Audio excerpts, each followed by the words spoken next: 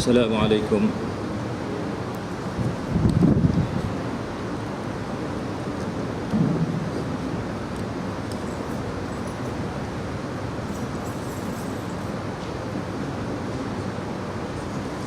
Assalamualaikum warahmatullahi taala wabarakatuh.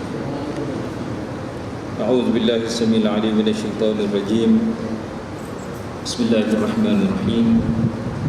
Alhamdulillahi rabbil alamin, nahmaduhu wa nasta'inuhu wa nastahdihi wa nastaghfiruh. Wa na'udzu billahi min shururi anfusina min sayyiati a'malina.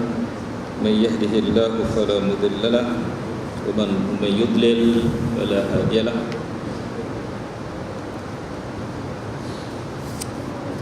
اللهم فقهنا في الدين وعلم تأويل واهدنا إلى صراطك المستقيم.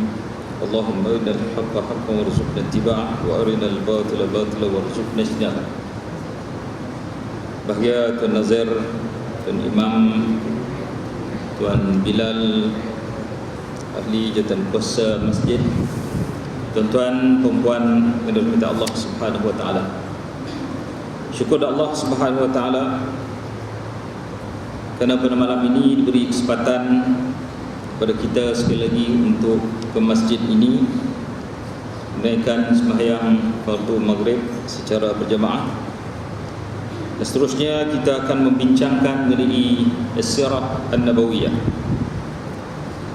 Tuan-tuan perempuan yang dirahmati Allah Subhanahu wa taala, kita masih lagi dalam perbincangan mengenai hijratu ar-Rasul sallallahu alaihi wasallam ila Taif.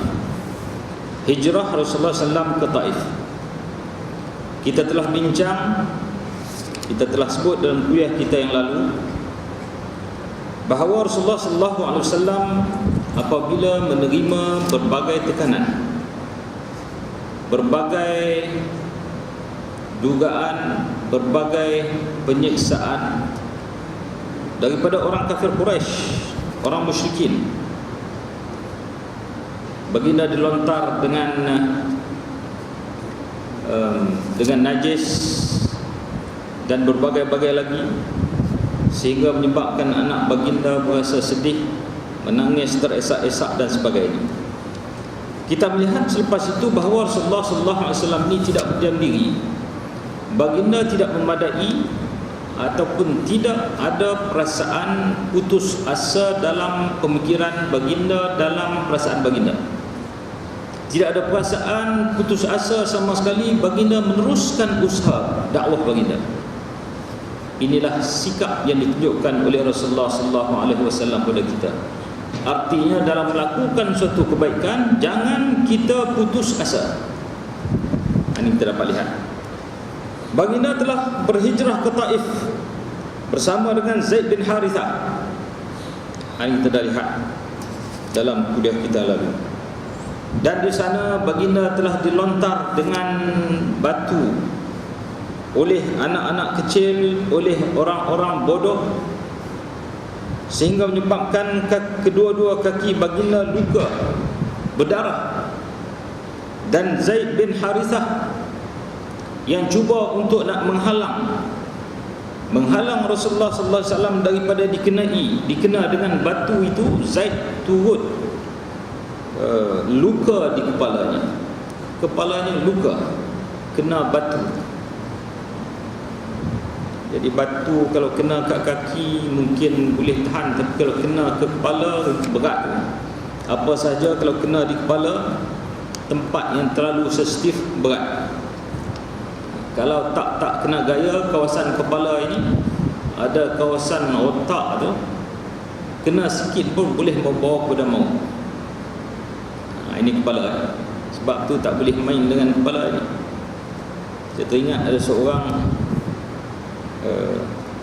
penduduk kampung saya dulu jatuh motosikal, sikit ya, luka tak ada luka pun, cuma kepala tu terantuk di tiang elektrik sedikit, mati, kena bahagian belakang.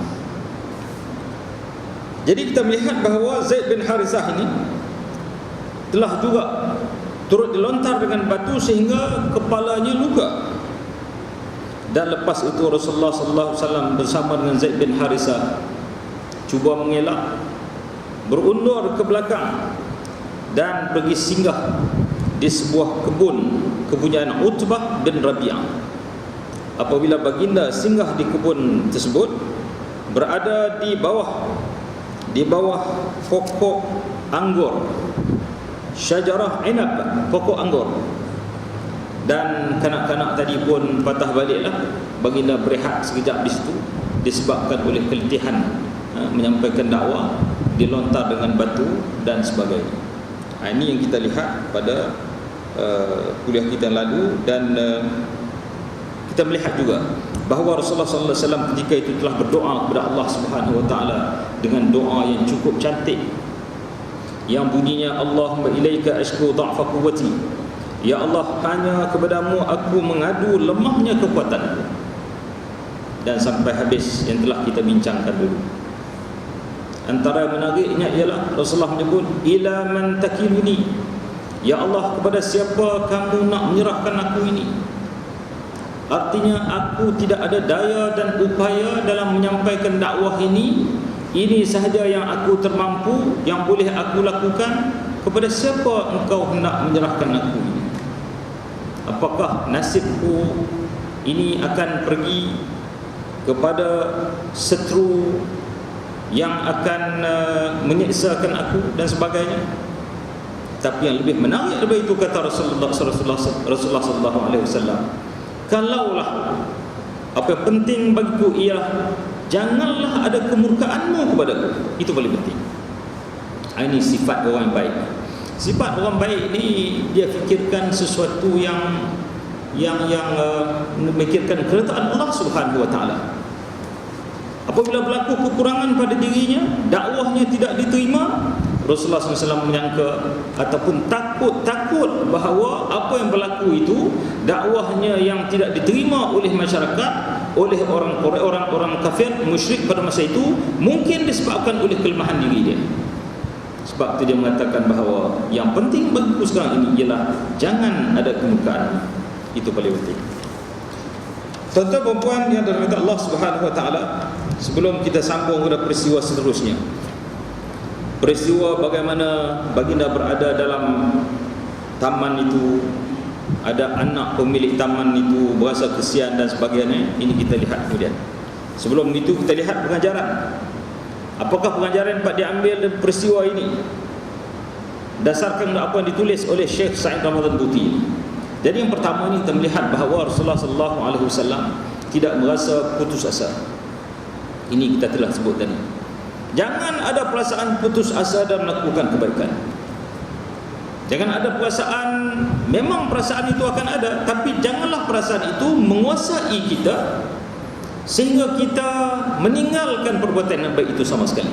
Meninggalkan langsung perbuatan yang baik itu sama sekali dalam keadaan dengan sebab putus asa, dengan sebab sudah tidak mau atau merasakan bahawa sudah tidak diterima, sudah tidak mampu dan sebagainya. Ini yang pertama. Yang kedua, disebut oleh Syekh Muhammad Sa'id Ramadan Buti bahawa antara pengajaran yang besar yang dapat dilihat ialah bahawa Rasulullah sallallahu alaihi wasallam ini dalam menyampaikan kebaikan, baginda sendiri terpaksa menghadapi berbagai-bagai dugaan, berbagai-bagai cabaran, berbagai-bagai tuhmah. Apa sahajalah penerimaan, tidak ada penerimaan atau kurang penerimaan daripada orang Quraisy, orang kafir Quraisy di Mekah dan juga di luar Mekah. Sekarang di Taif tidak diterima.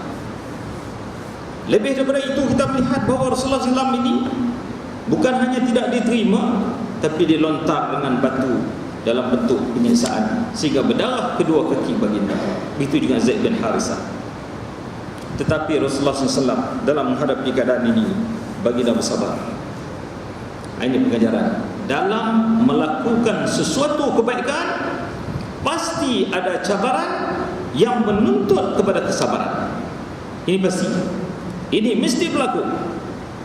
Apa sahaja perbuatan, apa sahaja tindakan, apa sahaja peristiwa yang berlaku dalam kehidupan kita ini, pasti ada berlaku kesusahan yang menuntut daripada kita menghadapinya dengan penuh kesabaran.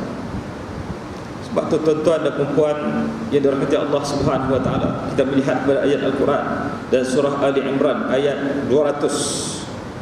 Kita lihat bagaimana Allah Taala meminta daripada kita supaya bersabar. Bagaimana Allah Taala menggunakan ayat meminta kita supaya bersabar. Firman Allah Subhanahu wa taala, ya ayyuhalladzina amanu sabiru wasabiru warabitu. Wahai orang beriman, isbiru, sabarlah kamu. Sabarlah kamu wahai orang beriman. Ditambah lagi wasabiru, bersabarlah juga. Kenapa dua kali sabar? Kenapa isbiru lepas tu wasabiru? Orang belajar bahasa Arab mungkin dia tahu. Kita yang bagi orang yang tak belajar bahasa Arab pun dengar pun mungkin boleh tahu. Antara isbiru dengan wasabiru, yang mana lebih kuat?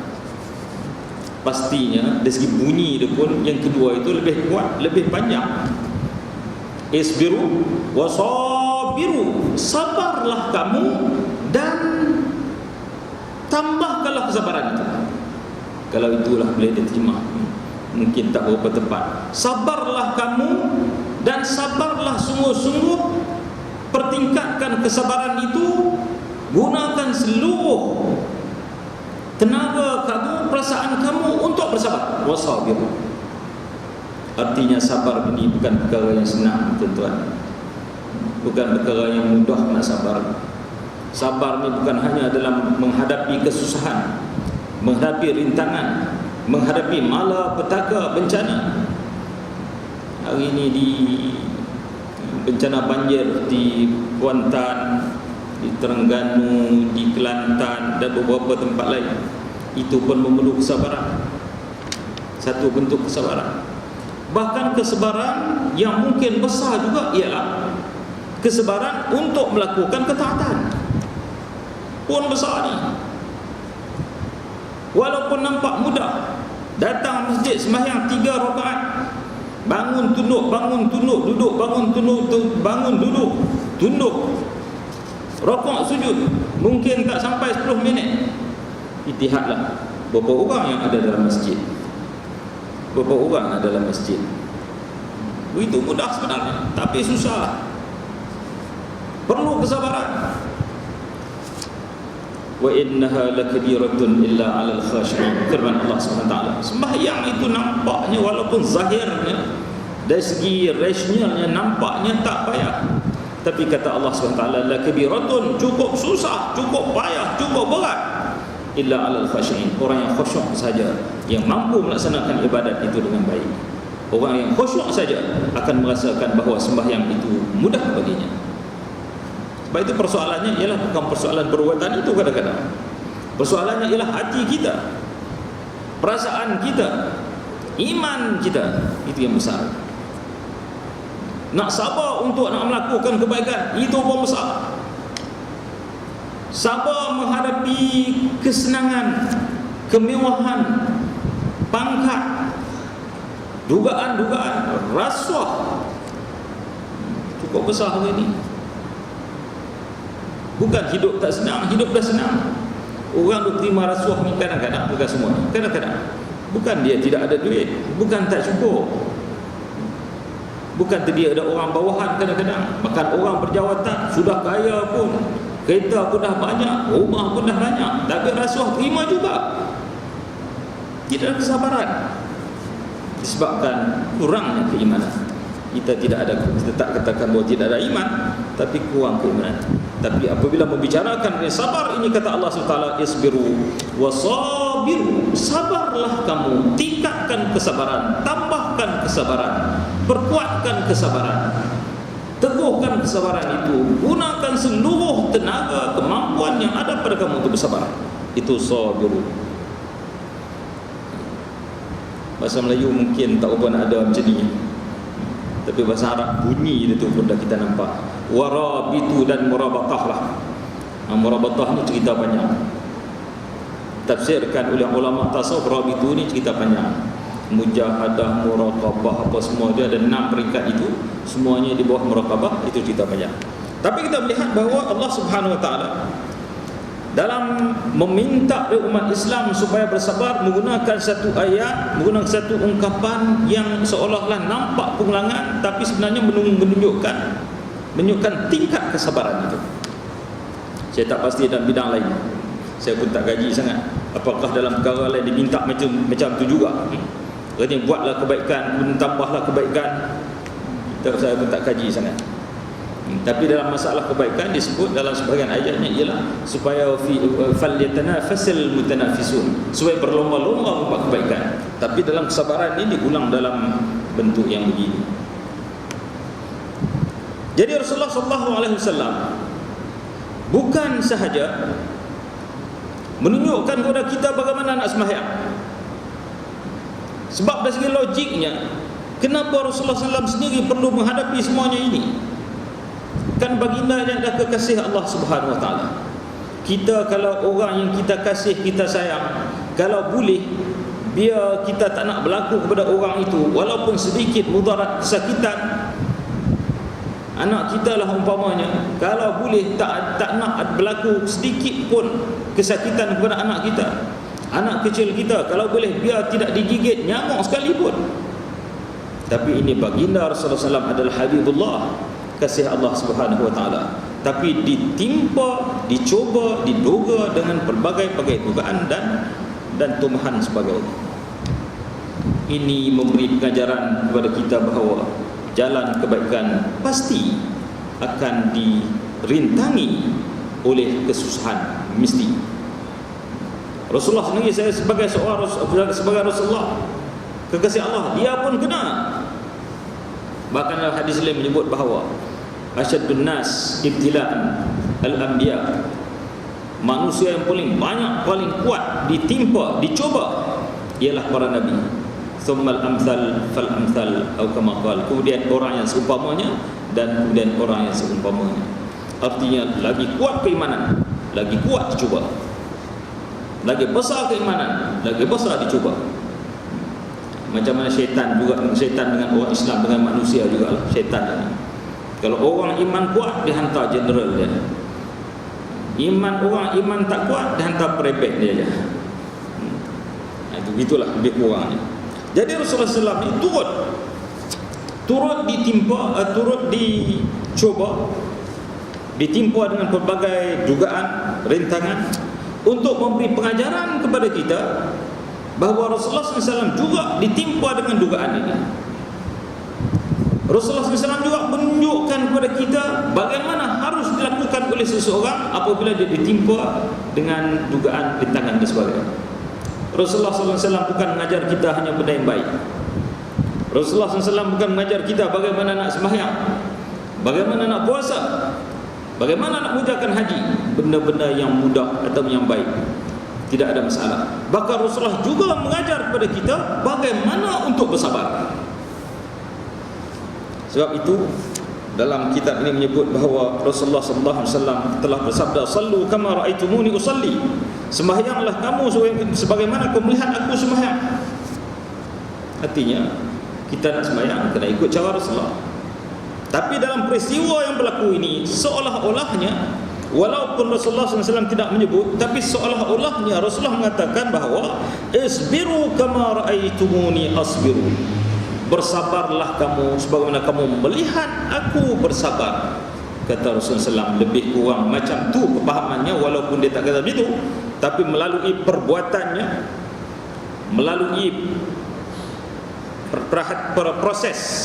proses kesabaran yang dihadapi oleh baginda, seolah itulah yang disabda oleh Rasulullah SAW. Sebagaimana aku sabar menghadapi dugaan ini, kamu juga pasti kena sabar sebagaimana aku menghadapi dugaan hidup kamu. Dan dugaan itu berbagai-bagai.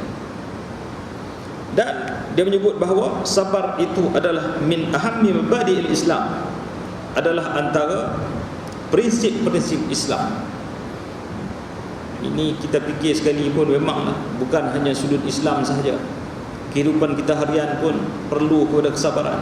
Sabar dalam semua sudut. Sabar dengan pekerjaan, dalam pekerjaan kita. Sabar dengan keluarga kita. Sabar dengan anak-anak kita. sabar dengan masyarakat kita. Ingat duduk masjid ni mudah ya. Sabar juga, nak kena sabar. Nak mengurus masjid nampak macam mudah, payah juga. Berbagai-bagai rintangan, berbagai-bagai cabaran, berbagai-bagai pendapat. Bahkan berapa banyak, kita pun tak pastilah, tapi banyak juga masjid yang berlaku pergaduhan antara AJK masjid, hingga ada letak jawatan, masuk mahkamah pun ada dan sebagainya. Perlu kepada kesabaran. Semua tempat, artinya semua tempat perlu kepada kesabaran. Bahkan kesabaran itu adalah kunci kejayaan. Tak sabar, tidak mungkin akan berjaya. Sebab ini ditunjukkan oleh Rasulullah SAW. Rasulullah nak berjaya menegakkan negara Islam selepas ini, ini adalah permulaannya. Bahkan sampai dari situ peringkat baginda dibunuh. Ada percubaan untuk membunuh baginda. Peringkat yang paling tinggi. Ini baru permulaan. Baru dilontar dengan batu, peringkat permulaan. Berdarah ke kaki. Sebelum ni dilontar dengan najis, ditabur tanah atas kepala dan sebagainya. Ini peringkat permulaan. Akhir sekali sampai ada peringkat percubaan untuk membunuh baginda. Dan semuanya ini memerlukan kepada kesabaran. Habis. Itu satu.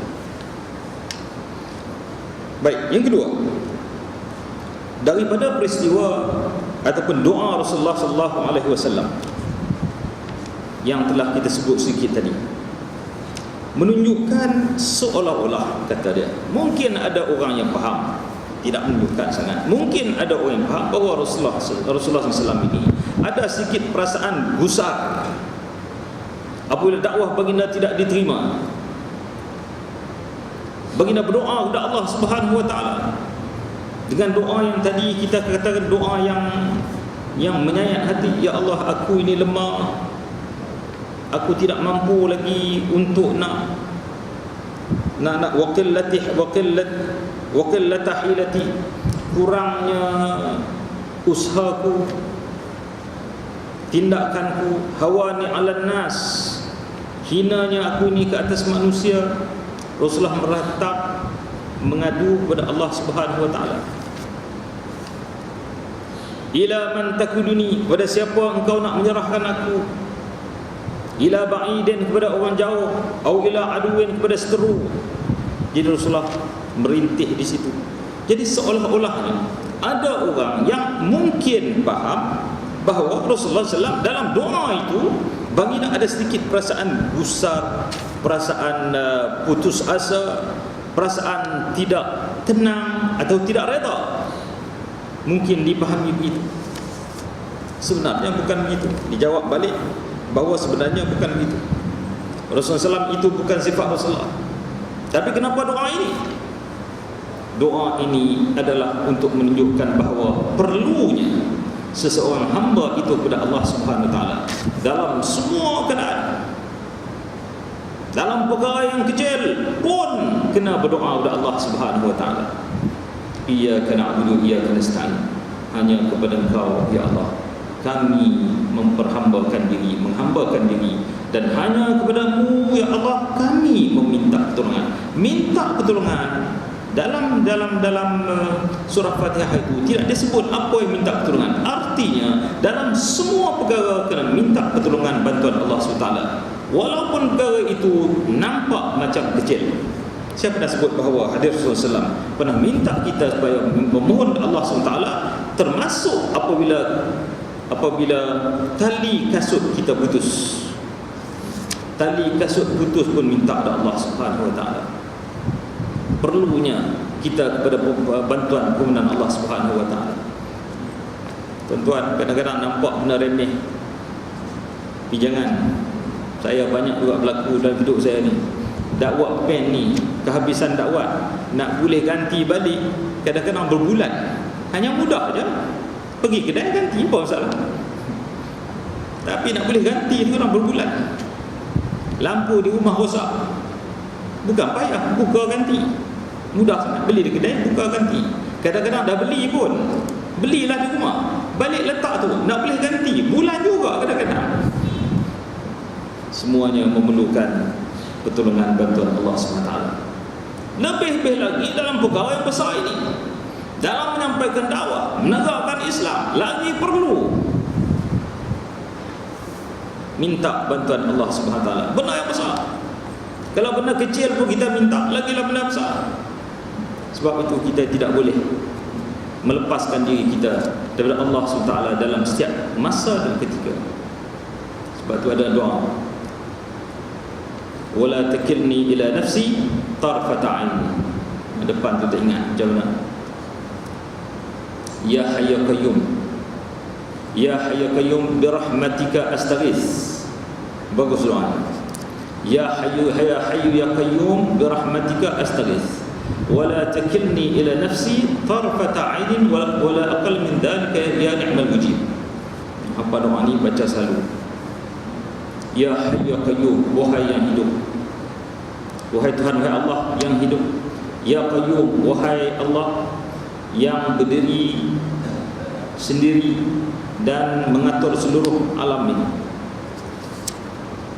Birahmatika astaghits, hanya rahmatmu aku memohon bantuan, aku mohon pertolongan. Ini kalau belajar bahasa Arab lagi nampak. Kemudian kata astaghits, asta'in, minta bantuan. Astaghits ni lebih perlu lagi. Dalam keadaan bencana, dalam keadaan bala besar. Ini selalunya astaghits. Apa terjemahan bahasa Melayu saya pun tak pasti. Asta'in itu umum semua, tapi astaghits ni terlalu perlu sangat. Astaghits, birahmatika astaghits, aku memohon bantuan pertolongan dengan rahmat Allah SWT yang kita perlukan. Wala takilni ila nafsi, janganlah engkau serahkan diriku ini kepada, wala takilni ila nafsi, janganlah engkau serahkan aku ini kepada diriku. Janganlah segala kehidupan aku ini ditentukan oleh diriku. Itu maksudnya, biarlah kehidupan aku ini ditentukan olehmu, hai Allah Subhanahu Wa Taala. Sebab kita tidak tahu dalam kehidupan kita ini apakah bahaya, apakah kebaikan. Kita tak tahu. Kita hanya melakukan perbuatan tindakan seperti biasa. Kita naik kenderaan kereta lah contohnya. Kita setiap hari kita start kereta, kita datang pejabat. Bahaya di depan tu kita tak tahu. Kadang bahaya tu 2 minit, terkadang seminit aja. Ini yang saya pernah sebut dulu. Artinya, contohnya, kenapa berlaku aksiden? Sebab masa yang sama. Kereta ni sampai, motor ni sampai, masa yang sama. Sebab tu aksiden. Cuba terlewat 1 minit, 2 minit, terlepas. Ani wala takilni ila nafsi tarfata aini. Jangan, ya Allah, janganlah engkau serahkan aku ini kepada diriku. Aku penuh dengan kelemahan. Aku tidak mampu untuk menentukan nasib diriku. Jangan kau serahkan diriku ini kepada aku ini kepada diriku. Wala takilni ila nafsi tarfata ainin, walaupun sekelip mata jangan, wahai Allah. Sekelip mata pun jangan. Wala aqalla min dhalika, ataupun kurang daripada itu lagi. Jangan engkau serahkan aku pada diriku. Artinya, biarlah semua kehidupanku ini diatur olehmu, wahai Allah. Saya ingat kalau boleh doa tu hafal. Saya ingat dalam surah ada hafal, baca selalu. InsyaAllah kita, kalau Allah Ta'ala makbul, insyaAllah. Baik, dalam doa Rasulullah SAW tadi menampakkan, atau mungkin orang akan mengatakan bahawa Rasulullah ini ada perasaan gusar, perasaan putus asa, perasaan tak reda. Dijawab balik, sebenarnya bukan begitu. Apa bukti Rasulullah SAW tidak pernah putus asa? Beliau bertindak semuanya positif. Tindakan baginda semuanya positif, semua ke arah kebaikan. Sebab itu dalam peristiwa lain, ada di cerita sini, saya ambil yang ringkas lah. Satu ketika, cerita panjang sebelum tu ada juga lah, hari Aqabah dan sebagainya. Malaikat bukit, Malak al-Jibal, malaikat bukit turun berjumpa dengan Nabi Muhammad sallallahu alaihi wasallam. Dia mengatakan bahawa, ya Muhammad, wa Muhammad, sesungguhnya Allah telah mendengar kata-kata kaummu kepada kamu. Bagaimana mereka menghina kamu, mencaci kamu, Allah Ta'ala dengar. Dan wa ana malakul jibal, aku ini adalah malaikat bukit. Artinya ada malaikat yang jaga bukit. Tak tahulah ada malaikat lain lagi. Sebenarnya cerita malaikat, makhluk-makhluk halus, jin, banyak kita tak tahu sebenarnya. Tapi kalau kita baca hadis-hadis kadang-kadang nampak ada, ialah banyak rahsia di situ. Ada dalam kitab Al-Adhkar disebut bagaimana kalau kuda kita terputus tali, lari. Jadi kita seru adalah, ya rijal al-ghaib aghithuni. Ada tu dalam kitab Al-Adhkar, wahai rijal al-ghaib, bantulah aku. Siapa tu? Banyak rahsia. Di sini rupanya malaikat bukit pun ada. Artinya bukit tu ada malaikat yang jaga dia. Setakat yang ada kita tahulah, dia sebutlah hadis sebagainya. Yang kita tak tahu, dia pandai-pandai nanti rosak akidah, nanti dia bawa sesatkan kita dan sebagainya. Hari ini banyak sangat kesesatan. Sampai Tuhan Tuhan Harun pun ada bunuh orang, tembak orang pula tu. Yang syoknya Tuhan Harun, tapi dia pun sakit jantung. sakit jantung, sakit apa ni? Sakit juga dia pun. Tuhan apa macam tu? Baik, malaikat ni datang jumpa dengan Nabi Muhammad SAW. Kata dia, waqad ba'athani rabbuka ilaika, aku telah diutuskan oleh Tuhanmu kepada kamu, lita'murani, supaya kamu menyuruh aku bi amrika, dengan apa saja yang kamu nak, urusan apa saja perkara kamu nak, kamu bagi tahu. Kalaulah kamu nak, kata malaikat ni, aku hampakkan kedua-dua bukit yang ada ni ke atas kepala orang kafir tadi. Kalau kamu mau, aku boleh lakukan. Ini kata kedua-dua kata malaikat bukit tadi. Malaikat jaga bukit lah senang. Apa kata Rasulullah? Kalau kita orang buat anaya kat kita, tiba-tiba tak payah malaikat datang seorang samsing, dia bagi tahu kat aku, Alung, kamu nak pergi tembak kau ni. Jadi kalau kita lah tengah panas hati tu, jalan selalu. Ini buat sekarang juga. Tapi kata Rasulullah, bal arju an yukhrijallahu min aslabihim man ya'budullahu wahdahu la yushrik bihi syai'an. Bahkan aku harap, kata Rasulullah SAW, Allah Ta'ala akan mengeluarkan daripada keturunan mereka ini orang-orang yang akan mengabdikan diri kepada Allah SWT sahaja dan tidak akan mensyirik dengannya sesuatu. Nampak betapa positifnya Nabi Muhammad SAW. Tidak ada perasaan balas dendam, buruk sangka, perasaan benci. Rasulullah ni hidup dia penuh dengan kasih sayang. Ini dengan musuh, orang menolak dakwahnya. Tambah-tambah lagi dengan sahabat, tambah-tambah lagi dengan keluarga, tambah-tambah lagi dengan umatnya. Ini Rasulullah SAW. Jadi kalau ini keadaannya, tidak mungkin doa Rasulullah SAW tadi yang mungkin dipahami bahawa Rasulullah ada perasaan putus asa, perasaan gusar, tak mungkin. Tidak mungkin menunjukkan bahawa Rasulullah tidak reda dengan apa yang berlaku itu. Kalau begitu, kenapa Rasulullah berdoa? Ini yang kita sebut tadi. Ini menunjukkan penghambaan diri kepada Allah Subhanahu wa taala. Kita perlu berdoa kepada Allah Subhanahu wa taala. Asyakwa ila Allah ta'abbudun. Mengadu kepada Allah Subhanahu wa taala itu adalah satu ibadat, satu penghambaan. Mengadu kepada Allah SWT itu adalah satu ibadat. Berdoalah kepada Allah SWT. Ini manusia berbeza dengan Allah SWT. Manusia ni kalau kita minta selalu dijemu, tak payah banyak lah. Di masjid ke surau ke, orang yang sama datang minta derma.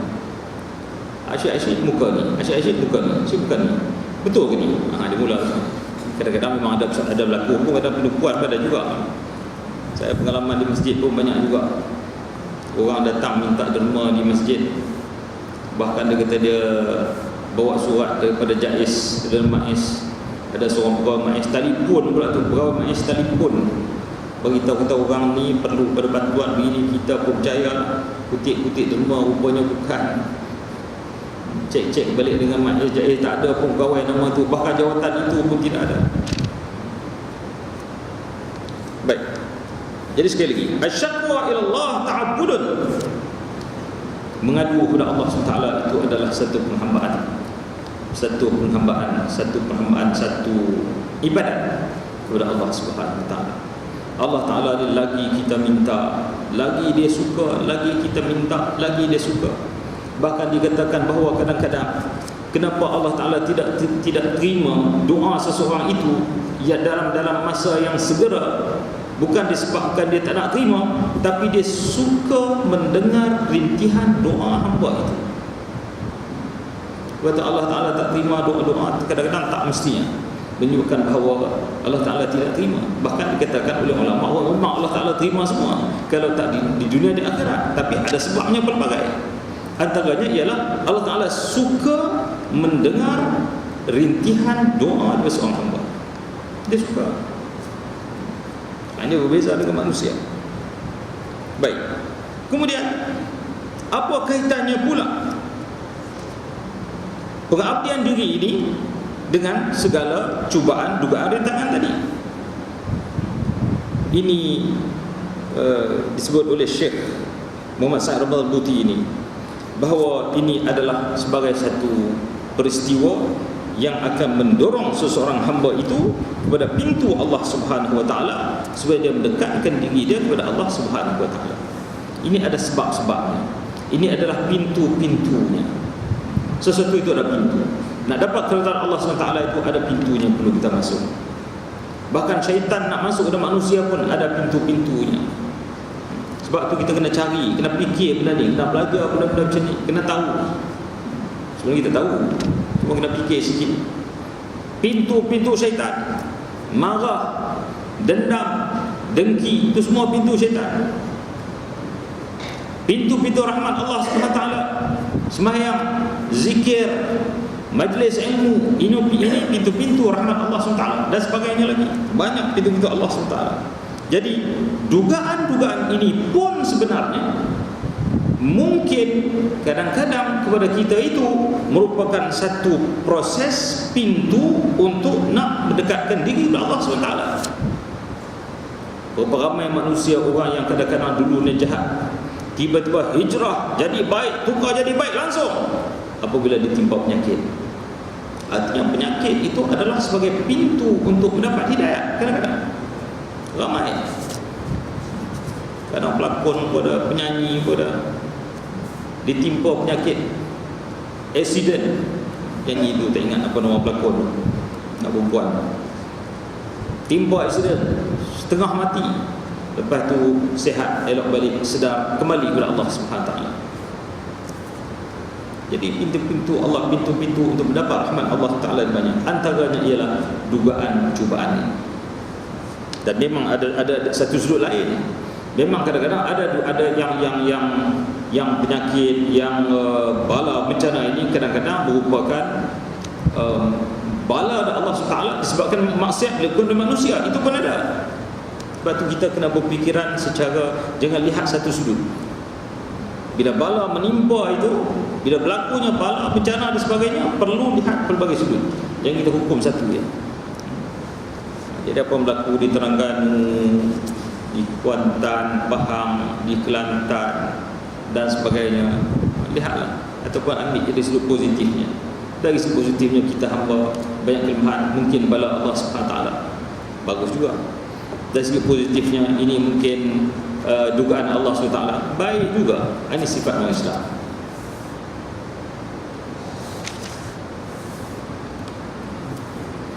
Jadi ditegaskan lagi bahawa sabar itu adalah fungsi, sabar itu adalah kewajiban orang Islam apabila menghadapi suatu bencana, suatu dugaan dan seumpamanya.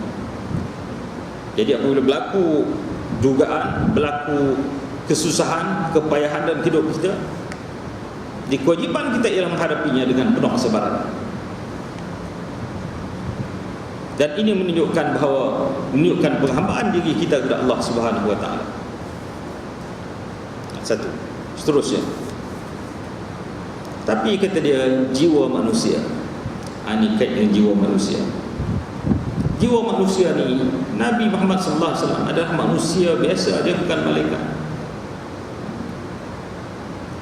Apabila dakwahnya tidak diterima, mesti ada perasaan yang kurang senang, mesti. Tapi Rasulullah SAW tidak membawa kepada, tidak melihat dari sudut kurang senangnya itu. Rasulullah tadi kita lihat, Rasulullah lihat dari sudut lain. Dari sudut apa yang berlaku itu, dakwah baginda tidak diterima itu mungkin disebabkan oleh kekurangan usaha baginda SAW menyampaikan dakwah. Mungkin disebabkan oleh usaha itu belum sampai ke tahap yang sepatutnya manusia terima. Sebab tu baginda mengatakan bahawa dha'fa quwwati wa qillata hilati, lemah kekuatanku dan kurangnya hilahku. Kemungkinan. Dan mungkin ini disebabkan oleh kemurkaan Allah Subhanahu wa taala. Dilihat dari sudut yang lain, bukan dari sudut ini orang tak terima, menyebabkan tidak reda, putus asa, tidak. Tapi perasaan itu, sebab perasaan itu mesti ada dalam hati baginda, hati siapa pun. Tapi Rasulullah tidak melihat kepada, tidak fokus kepada perasaan itu. Tapi Rasulullah fokus kepada sebab-sebab kemungkinan-kemungkinan lain yang di sebalik itu ada rahsia yang tersirat.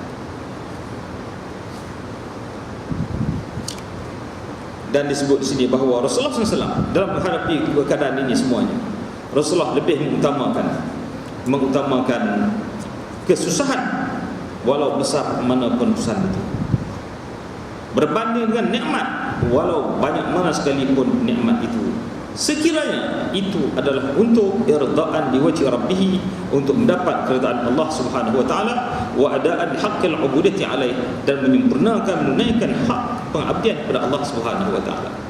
Dua perkara, menunaikan hak pengabdian, dan yang keduanya ialah mendapat keridaan Allah Subhanahu wa taala.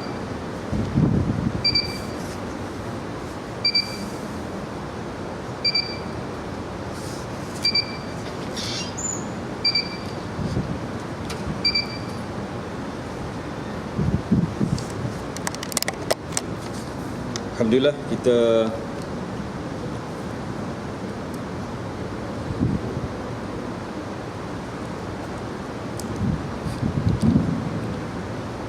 sambung sikit lagi.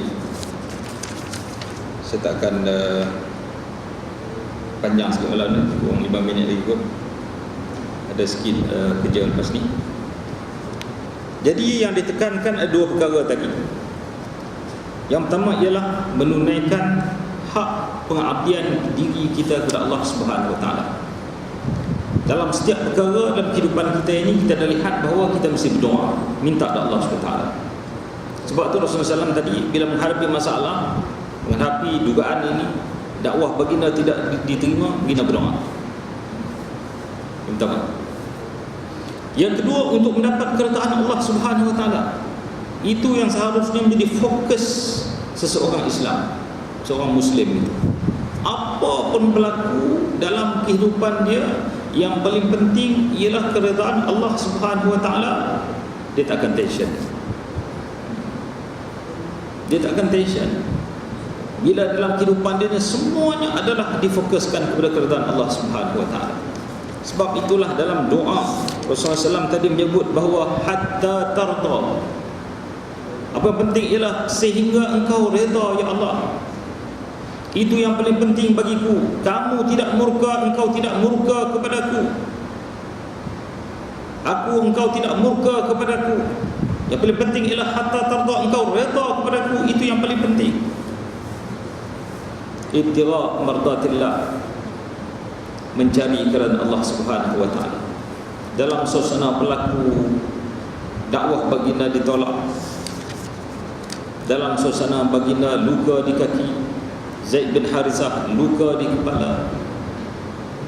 Dia merasa takut, bimbang ini ada kemukaan Allah SWT. Yang penting bagi baginda ialah keredaan. Ini yang paling penting. Tuan-tuan perempuan yang dirahmati Allah SWT, mungkin akhirnya saya nak sebut bahawa peristiwa ini pastinya memberi kesan kepada hati baginda sedikit sebanyak, walaupun baginda mengambil jalan positif dalam menghadapinya. Dan ini menjadi isyarat kepada kita bahawa kalau kita menghadapi sesuatu masalah, bacalah doa ini. Ini antara doa yang boleh kita guna, boleh kita baca, kita berdoa ketika menghadapi masalah. Ini sangat banyaklah dalam buku sirah pastinya ada, dalam buku-buku lain pun banyak. Saya ulang yang depannya, Allahumma inni ilaika ashku dha'fa quwwati wa qillata hilati wa hawani 'ala an-nas ya arhamar rahimin anta rabbul mustad'afin wa anta rabbi, sampai wala haula wala quwwata illa billahil azim. Kalau kita menghadapi satu masalah, satu peristiwa yang menekan jiwa kita, bacalah doa. Antara yang boleh kita baca, hafal lagi baik. Kalau tak hafal pun ambil buku baca, tengok terjemahannya, cuba faham, baca. Di samping doa lain, Allahumma inni a'udzubika minal hammi wal hazan. Hari ini banyak sangat orang ditimpa penyakit kerusingan, penyakit kemurungan, penyakit, dia penyakit. Jadi kita, kalau itu penyakit besarlah tu, jadi pastinya kena minta pertolongan, bantuan Allah Subhanahu Wa Taala. Jadi antara doanya ia doa ini, antara doanya juga ialah Allahumma inni a'udzubika minal hammi wal hazan. Ya Allah, aku berlindung kepadamu daripada al-hammi wal hazan, kerusingan dan kesedihan. Kita sambung lagi lah sampai doa apa nama tu, hutang apa semua, sambung. Ingat doa ni selalu imam baca. Ataupun boleh baca alam nashrah banyak-banyak. Kalau ada kerusingan, baca alam nashrah laka sadrak. Ada ulama pesan, untuk guru kita lah khususnya pesan, baca alam nashrah, embus di tangan, sapu dada, sapu muka, sapu dada. Alam nashrah memang maknanya pun alam nashrah itu apakah tidak kami lapangkan dadamu. Alam nashrah laka sadrak, dada kamu. Jadi lapangkan dada. Jadi doa ini campur dengan dan Allahumma inni a'udzubika min hazan, campur dengan alam nashrah. Bacalah selalu. Dan ada doa lain lagi yang agak panjang, itu kena rujuk lah. Rujuk. Mungkin saya boleh sebut sikit yang depannya, mungkin ukut tuan-tuan dan puan pernah jumpa. Allahumma inni abduk wa ibnu abdik wa ibnu amatik, nasiyati biyadik, madin fiya hukmuk, adlun fiya qada'uk. As'aluka Allah kulli ismin huwa laka sammaytu fi nafsak aw anzaltahu fi kitabik aw 'allamtahu ahadan min khalqik aw ista'tharta bihi fi 'ilmi al-ghaib 'indak an taj'al al-Qur'an al-Karim rabi'a qalbi wa nur sadri wa jila' huzni wa dhahab hammi ghammi bi rahmatika ya arhamar rahimin. Ini betul-betul doa khusus untuk kesedihan, kerusingan. Berpanjang sikit lah, boleh buka buku, sekarang buku adalah kadang tulis internet pun ada doa macam ni. Memang di akhir itu, ya Allah, aku minta adalah dengan berbagai sekali, minta akhirnya engkau jadikan Quran ini adalah sebagai penyembuh pada kesedihan, kerusingan dan sebagainya. Itu dari sudut doa-doa yang boleh dibaca. Dari sudut lain, kadang-kadang kita orang masjid ni, kadang orang tanya, orang dah sedih menghadapi masalah, datang masjid, cari imam, cari bilal, cari nazir. Kadang dia tengok kita ahli masjid ni, dia tanya, nak baca doa apa tidak, nak buat macam mana kesedihan ini. Inilah antara doa yang boleh baca. Di samping itu, sudut lain lah, dia sebut set pemikiran, set apa, cari kawan yang baik dan sebagainya. Ini antara yang saya rasa kita boleh ambil faedah daripada doa yang telah dibaca oleh Rasulullah SAW. Dan ada seorang ustaz sebut kat saya, doa ini yang dibaca oleh Rasulullah SAW juga ini boleh dijadikan sebagai doa untuk murah rezeki. Sebab saya tengok dia kaya sangat ustaz tu, tengok dia hebat sangat. Taklah hebat itu artinya kaya, mudah, senang. Tanya dia, ustaz baca doa apa? Ada kita baca doa ni, Allahumma inni ilaika ashku dha'f quwwati, tapi syaratnya kena bangun tengah malam, baca doa ni tengah malam, sembahyang 2 rakaat, lepas tu baca doa. Itu syaratnya. Doa murah rezeki. Tak tahulah ke mana pergi kepahaman itu, tapi itulah antaranya. Amalan dilakukan oleh ustaz ni, dan saya percaya itu adalah amalan dilakukan oleh ulama-ulama untuk guru-guru kita. Jadi cubalah, sebab hari ini kehidupan kita ni penuh pancaroba, penuh cabaran yang kadang-kadang di rumah, di pejabat, di luar, di luar, kebanyakannya banyak yang menekan jiwa dan perasaan kita. Kita perlukan bantuan Allah SWT melalui doa-doa yang masyhur seperti ini. Sekian untuk malam ini, yang baik itu Allah SWT, tidak baik itu kelebihan diri saya sendiri. Kita sudahi majlis kita pada malam ini dengan tasbih Farah dan surah Al-Asr. Subhanallah. Bismillahirrahmanirrahim. Bismillahirrahmanirrahim.